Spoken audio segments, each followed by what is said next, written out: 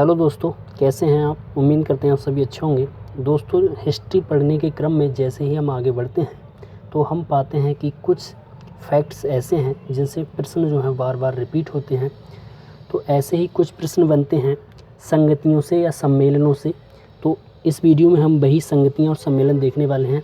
तो कौन से हैं वो संगतियाँ सम्मेलन, तो जैसे मैंने यहाँ पर लिखा हुआ है बौद्ध संगतियाँ, और इसके बाद आएंगी जैन संगतियाँ। फिर संगम युग में जो संगतियाँ हुई उनके बारे में बात करेंगे। और फिर मॉडर्न इंडिया में भी सम्मेलन हुए, उन्हें भी हम संगतियाँ बोल सकते हैं, जो कि गोलमेज सम्मेलन हुए। तो उन पर भी हम थोड़ी सी जो है नज़र डालेंगे। तो सबसे पहले हम आते हैं बौद्ध संगतियों पर और देखते हैं कि इससे संबंधित जो प्रश्न बनते हैं वो कहाँ से बनते हैं और इनको कैसे ट्रिक्स के माध्यम से याद किया जा सकता है। तो सबसे पहले हम आते हैं बौद्ध संगतियों पर। तो सबसे पहले हम देख लेते हैं कि किस क्रम में हुई और फिर इससे संबंधित ट्रिक्स देखेंगे कि इनको कैसे याद किया जा सकता है। तो प्रथम जो संगति हुई वो 483 ईसा पूर्व हुई और वो राजगृह में हुई। और इसके अध्यक्ष जो थे महाकश्यप थे। इसमें आदा सा और या भी कभी कभी लिखा जाता है। और किसके शासनकाल में हुई, तो ये अजातशत्रु के शासनकाल में हुई। और इसका निष्कर्ष क्या निकला, जब कोई संगति या सम्मेलन होगा तो उसका कुछ ना कुछ निष्कर्ष निकलेगा। तो यहाँ पर निष्कर्ष भी दिया गया है कि जो गौतम बुद्ध साहब के जो उपदेश थे उनका संकलन किया गया, किसमें, सूत पिटक और विनय पिटक में। फिर हम आते हैं सेकंड, जो कि द्वितीय बौद्ध संगति हुई वो 483 ईसा पूर्व हुई और कहाँ हुई, वैशाली में हुई। और इसके अध्यक्ष कौन थे, सवाकामी। और ये किसके शासनकाल में हुई, कालाशोक के शासनकाल में हुई।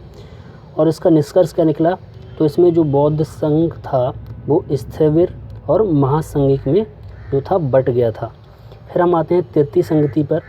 तो तृतीय संगति जो हुई थी वो 255 ईसा पूर्व हुई थी और कहाँ हुई थी, पाटलिपुत्र में हुई थी। और इसके अध्यक्ष कौन थे, तो मोंगलीपुत्र तिस्म इसके अध्यक्ष थे। और किसके शासनकाल में हुई थी, ये अशोक के शासनकाल में हुई थी।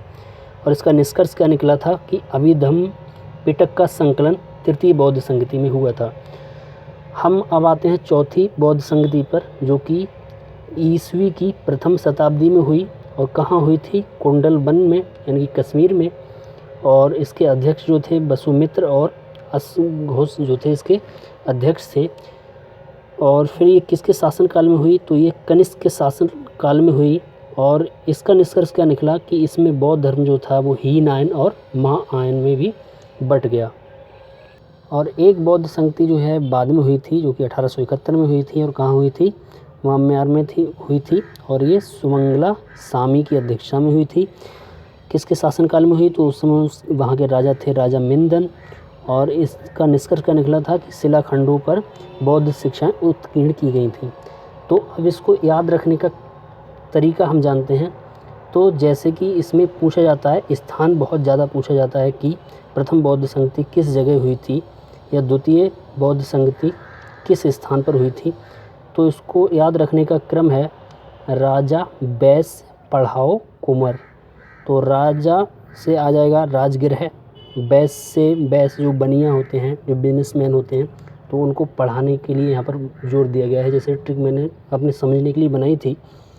तो राजा, बैस, पढ़ाओ, कुंवर। तो बैस हो जाएगा वैशाली, और पढ़ाओ पा फॉर पाटलिपुत्र, और कुंवर फॉर कुंडलवन यानी कि कश्मीर। तो ये स्थान से संबंधित हम इसको इस ट्रिक के माध्यम से याद रख सकते हैं। फिर हम आते हैं अध्यक्ष पर। तो अध्यक्ष MSMB, आप इसे और तरीके से भी याद कर सकते हैं। हालांकि मैंने तो इसे इसी क्रम में से याद कर लिया है, क्योंकि इससे बहुत ज़्यादा प्रश्न बनते हैं, बहुत सारी परीक्षाओं में पूछे जाते हैं कि पहली बौद्ध संगति के अध्यक्ष कौन थे या द्वितीय के कौन थे। फिर हम आते हैं शासनकाल पर कि जब प्रथम बौद्ध संगति हुई तो किसका शासनकाल था। तो इसके लिए मैंने एक ट्रिक बनाई है, आजा काल अशोक कंगाल। तो पहला जो है आजा फॉर अजातशत्रु, द्वितीय है काल, काल फॉर कालाशोक, फिर तृतीय है अशोक के शासनकाल में, और चौथी है कनिष्क के काल में। तो आजा काल अशोक कंगाल, इस टाइप से हम इनको याद रख सकते हैं। और सबसे अधिक इसमें अगर निष्कर्ष से पूछें तो यहाँ से क्वेश्चन बनता है कि हीन आयन और महायान में बौद्ध धर्म कब बटा, तो ये चतुर्थ बौद्ध संगति में बटा था। तो दोस्तों अब आते हैं हम जैन से संबंधित संगतियों पर कि जो ये जैन संगतियाँ हुई थी इससे संबंधित जो प्रश्न बनते हैं, तो इसमें 2-3 प्रश्न बनते हैं, वो भी हम देखेंगे। तो इसमें पहली जो बौद्ध संगति हुई थी, प्रथम बौद्ध जैन संगति, तो वो हुई थी 300 ईसा पूर्व, और कहाँ हुई थी, पाटलिपुत्र में हुई थी। और इसके अध्यक्ष कौन थे, स्थूलभद्र थे। और किसके शासनकाल में हुई थी, तो चंद्रगुप्त मौर्य के शासनकाल में हुई थी। और निष्कर्ष क्या निकला था इसका, दिगंबर और श्वेतांबर में इसका बंटवारा हो गया था जैन धर्म का। फिर आते हैं हम द्वितीय जैन संगति में, देखते हैं ये 6ठी शताब्दी में हुई थी, यानी कि 512 ईस्वी में। और कहाँ हुई थी, वल्लभी गुजरात में। और इसके अध्यक्ष कौन थे, क्षमा श्रवण। और ये किसके शासनकाल में हुई, तो ये मुझे मिल नहीं पाया, तो इसे मैं भी स्किप कर रहा हूँ। और इसका निष्कर्ष क्या निकला, धर्म ग्रंथों का अंतिम रूप इसमें संकलन हुआ था। तो प्रथम जो बौद्ध जैन संगति हुई थी, तो इसमें 2 चीज़ें हैं कि इसमें एक तो इसमें दिगंबर श्वेतांबर में बंटवारा हुआ, और द्वितीय जो इसमें हुआ था वो इसमें इसका साहित्य का संकलन हुआ था, लेकिन पूर्ण रूप से नहीं हुआ था। जो अंतिम रूप से साहित्य का संकलन हुआ था वो इसमें द्वितीय वाली में हुआ था। फिर हम आते हैं, तो इसी तरह से दोस्तों जो दक्षिण का एरिया है भारत का, उसमें संगम युग में जो है 3 संगतियाँ हुई थी, और उनसे भी प्रश्न कभी कभी बन जाते हैं। तो प्रथम जो संगति हुई थी, प्रथम संगम, इसमें संगम बोला जाता है यहाँ पर इसके लिए, तो ये 4440 वर्ष पूर्व हुई थी। और इसका स्थान क्या था, मदुरा था, मथुरा नहीं है, ये मदुरा है। और ये अब समाप्त हो चुका है, यानी कि ये समुद्र में विलीन हो चुका है ये स्थान। और कौन अध्यक्ष थे इसके, तो अगस्त्य इसके अध्यक्ष थे। और इसका परिणाम क्या निकला था कि अकट्यम, परिपदाल, मधुनारय और मुदु कुरुकु तथा कलारी अलाविरय, ये जो हैं रचनाएं हुई थी, इनका संकलन हुआ था, लेकिन इनमें से अभी तक कोई भी उपलब्ध नहीं है। द्वितीय जो है वो 3700 वर्ष पूर्व हुई थी, और ये कपाटपुरम अलैवाई में हुई थी। और इसके अध्यक्ष जो हैं वो अगस्त्य थे। हालांकि अगर हम यहाँ पर देखेंगे तो वर्षों का बहुत ज़्यादा अंतर है, लेकिन जो जगह जगह किताबों में दिए गए हैं नाम, क्योंकि कोई भी व्यक्ति इतने सालों तक कैसे जी सकता है, तो जो नाम दिए गए हैं एक ही हैं। मैंने कई किताबों में चेक किया, तो हमें याद रखना है। और ये पूछता है अध्यक्ष से प्रश्न। और फिर जो प्रश्न सबसे अधिक बनता है वो है तोलका पीयम, जो कि तमिल व्याकरण है। इसके रचनाकार कौन है, तोलका पिप्पियर जो है इसके रचनाकार हैं। तो सबसे अधिक प्रश्न यहाँ से बनता है, और ये अध्यक्ष से प्रश्न इसमें बनता है। फिर तीसरी हम आते हैं, ये हुई थी 1850 वर्ष पूर्व, जो कि तृतीय संगम यानी कि तीसरा संगम हुआ था। और ये कहाँ हुआ था, मदुरा में हुआ था। और इसके अध्यक्ष कौन थे, नकीरर। और इसमें परिणाम क्या निकला था कि नैदु थोकै और कुरुन थोकै, नत्रीनई, एनुकुरु, भुरु, परिपादाल, कुथु, बरी, पेरिसे, त्रिसे आदि, सी त्रिसे आदि जो हैं ये इनका संकलन हुआ था। तो दोस्तों ये हो गई संगम युग से संबंधित जो कि सम्मेलन या संगम हुए थे वो। अब हम आते हैं जो कि मॉडर्न हिस्ट्री में 3 सम्मेलन हुए, और उनसे बहुत ज़्यादा प्रश्न बनते हैं। तो हालांकि विस्तार में उसे हम फिर कभी देखेंगे, लेकिन कुछ अभी हम इन संगम की दृष्टि से उस पर भी नज़र डाल लेते हैं। तो दोस्तों जैसा कि हम जानते हैं, जब 1919 का एक्ट आया, तो उसमें एक प्रावधान था कि जो है इसकी 10 वर्ष बाद संवैधानिक जो है समीक्षा की जाएगी। तो जो वहाँ की उस समय वर्तमान सरकार थी, जो कि कंजर्वेटिव पार्टी थी, तो वो शासन कर रही थी। तो उन लोगों ने उसको जल्दी जो है उसकी समीक्षा करने के लिए साइमन कमीशन का गठन किया। और जब साइमन कमीशन का गठन हुआ तो देश में बहुत सारे प्रतिरोध भी हुए, विरोध हुए उसके। तो फिर सविनय अवज्ञा आंदोलन चला, और फिर उसके बाद गांधी इरविन समझौता हुआ। और फिर हुआ उसके क्रम में क्या कि द्वितीय सम्मेलन में गांधी जी शामिल हुए, और फिर तृतीय सम्मेलन हुआ और उसके बाद जो है 1935 का अधिनियम बना। तो हम सबसे पहले इस पर नज़र डालते हैं कि जो प्रथम सम्मेलन हुआ वो 12 नवंबर 1930 के लिए हुआ और प्रधानमंत्री उस समय कौन थे? जेम्स रैमजे मैकडोनल्ड थे और जो वहाँ के राजा थे उस समय वो थे जॉर्ज पंचम। और इसमें जो शामिल लोग हुए थे तो इसमें डॉक्टर बी.आर. अम्बेडकर और अगर और लोगों की बात करें प्रथम सम्मेलन में तो मुस्लिम लीग की तरफ से आगा खां थे, जिन्ना थे, फजलुल हक थे, हिंदू महासभा की तरफ से B.S. मुंजे थे और M.R. जैकर भी हिंदू महासभा की तरफ से थे। ऐसे अगर उदारवादी दल की तरफ से बात करें तो तेज बहादुर सप्रू और श्रीनिवास शास्त्री, सिखों की तरफ से सरदार उज्जवल सिंह थे और दलित वर्ग की तरफ से डॉक्टर B.R. अम्बेडकर थे। द्वितीय सम्मेलन की बात करें तो ये हुआ था 7 सितंबर 1931 के लिए और इसके उस समय प्रधानमंत्री कौन थे? जेम्स रैमजे मैकडोनल्ड थे।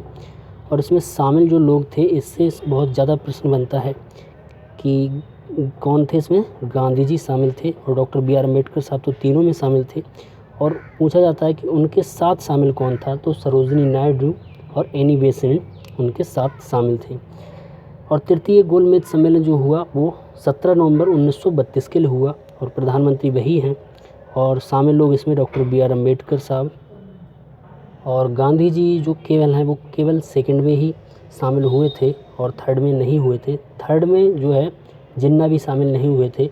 और थर्ड की अगर बात करें तो इसमें जो इंडियन नेशनल कांग्रेस थी उसने भी इसमें शामिल होने से मना कर दिया था और वहीं ब्रिटेन की जो एक पार्टी थी लेबर पार्टी उसने भी इसमें शामिल होने के लिए से मना कर दिया था।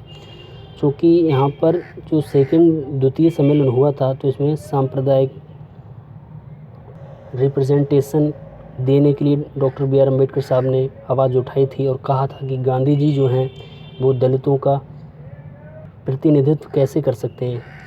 तो इसको लेकर के क्योंकि उस समय मुस्लिमों के लिए स्पेशल रूप से ट्रीट दिया जाता था तो वही दलित वर्ग के लिए डॉक्टर B.R. अम्बेडकर साहब ने ट्रीट लेने की कोशिश की। हालांकि उससे पहले एंग्लो इंडियन के लिए भी जो स्पेशल ट्रीट मिलता था सांप्रदायिकता के आधार पर वही लेने की कोशिश की। और 1931 में जो द्वितीय गोलमेज सम्मेलन हुआ तो ये असफल रहा क्योंकि इसमें गांधी जी को आपत्ति हुई और फिर उन्होंने तीसरी सम्मेलन में शामिल होने से मना कर दिया। फिर उसकी जगह पर सीटों का रिजर्वेशन जो है दिया गया और आप सभी जानते हैं पूना पैक्ट हुआ। उसके बाद पूना पैक्ट के बाद आरक्षण का प्रावधान हुआ। तो इसमें जो प्रश्न होते हैं अधिकतर वो ये पूछे जाते हैं कि कौन से में शामिल गांधी जी हुए थे। तो गांधी जी दूसरे वाले में शामिल हुए थे और उनके साथ कौन कौन था? सरोजिनी नायडू और एनी बेसेंट। और पूछा जाता है कि तीनों सम्मेलनों में कौन शामिल हुआ था? तो डॉक्टर B.R. अम्बेडकर साहब। और उसका परिणाम क्या निकला था तीनों गोलमेज सम्मेलनों का? तो 1935 का अधिनियम जो बना था वो इसका परिणाम निकला था, जो कि हमारे वर्तमान संविधान का भी बहुत बड़ा हिस्सा 1935 के संविधान से लिया गया है। और द्वितीय गोलमेज सम्मेलन इम्पोर्टेंट हो जाता है क्योंकि इसमें गांधी जी शामिल हुए थे और गांधी जी ने इसी सम्मेलन के दौरान कहा था कि गांधी मर सकता है लेकिन गांधीवाद नहीं। और इसी के चलते द्वितीय गोलमेज के चलते एक जो कि हैं जेम्स मॉरिस उनने ये कहा था कि अर्ध नंगे फ़कीर की ब्रिटिश प्रधानमंत्री से वार्ता हेतु सेंट जेम्स पैलेस की सीढ़ियों का दृश्य अपने आप में अनोखा एवं दिव्य प्रभाव उत्पन्न करने वाला था। तो ये द्वितीय गोलमेज सम्मेलन के बाद या दौरान कहा गया था। तो आई होप दोस्तों आपको ये वीडियो बहुत ज़्यादा पसंद आया होगा और उम्मीद करता हूँ अगर आप ऐसे ही वीडियोस देखना चाहते हैं तो वीडियो को लाइक कर दीजिए और अपने दोस्तों के साथ शेयर कर दीजिए। और मुझे बताइए कि इसमें क्या क्या शामिल किया जा सकता था या इसमें कैसे इम्प्रूवमेंट लाया जा सकता था। और दोस्तों जो सबसे पहले हमने पढ़ा था तो इसमें बौद्ध संगतियाँ ये हमें याद करने में बहुत ज़्यादा कठिन होता है। तो ये हम ट्रुकों का इस्तेमाल कर सकते हैं कि राजा वैश्य पढ़ाओ कुंवर और राजगिरह वैशाली पाटलिपुत्र और कुंडलवन। और इधर किसके शासनकाल में? तो अजातशत्रु काल अशोक हो कनिष्क, इसको आजा काल अशोक कंगाल। तो इस टाइप से ट्रिकों के माध्यम से याद किया जा सकता है। तो दोस्तों चैनल को सब्सक्राइब कर लीजिए और मिलते हैं किसी नेक्स्ट वीडियो में। Bye bye.